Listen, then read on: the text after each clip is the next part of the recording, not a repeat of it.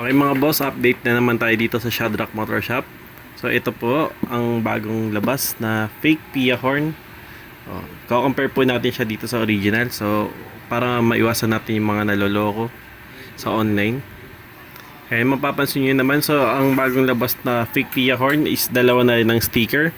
Kagaya sa original, pero kung titignan nyo po maigi, malaki po ang pagkakaiba nila sa kulay ng QR sticker. Lipat naman po tayo sa likod ng box. Tignan natin yung pagkakaiba. So ito na po ang likod ng ating mga Pia horn.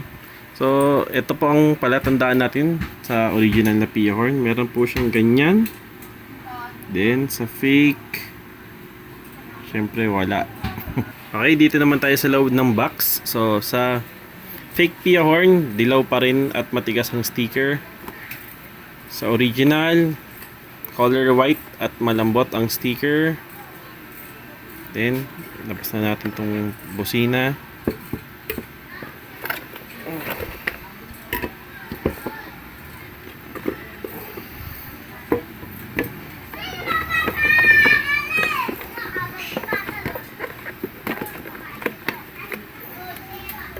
Okay. So, ito po yung pagkakaiba nila sa box. Kitang-kita naman po. Ang chip tignan ng karton ng fake.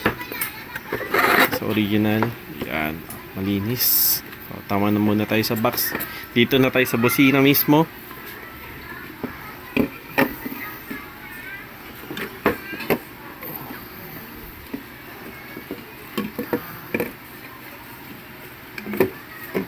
Ayan.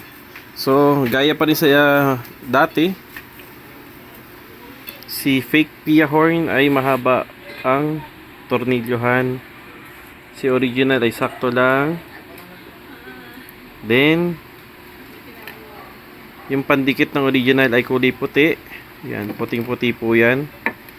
Compare dito sa fake. Yan, hindi po siya puting-puti. Medyo transparent siya. Then, ikot naman natin tong original na Pia horn. Makikita nyo po, mayroon po siyang ganyan. Sa fake po, wala. Walang nakalagay na ganyan.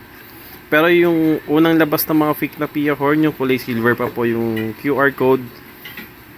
Meron siyang serial number kagaya sa fake.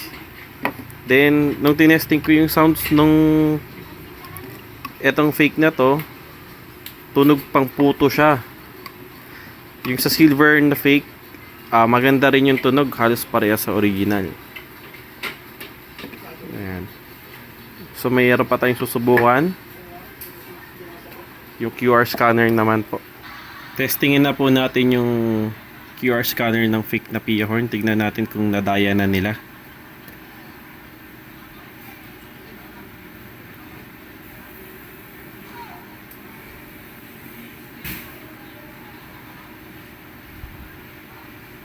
Ayan. So, kahit ginawa na nilang gold at dalawang sticker ng fake Pia horn, ganyan pa rin ang lumalabas. So, para sure lang, pakita natin kung anong lumalabas sa original na Pia horn.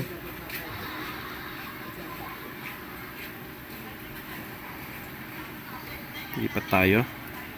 Okay. So, yan. Ayan ang lalabas sa mga original na Pia horn. So, ingat po tayo sa mga mumurahin na lumalabas. Hindi porke sabihin ng online seller na original is original na. So, ayan po ang mga paraan para malaman yung original at fake sa Pia horn. Okay? Maraming salamat po. Ito po ulit ang Shadrack Motor Shop. Maraming salamat po.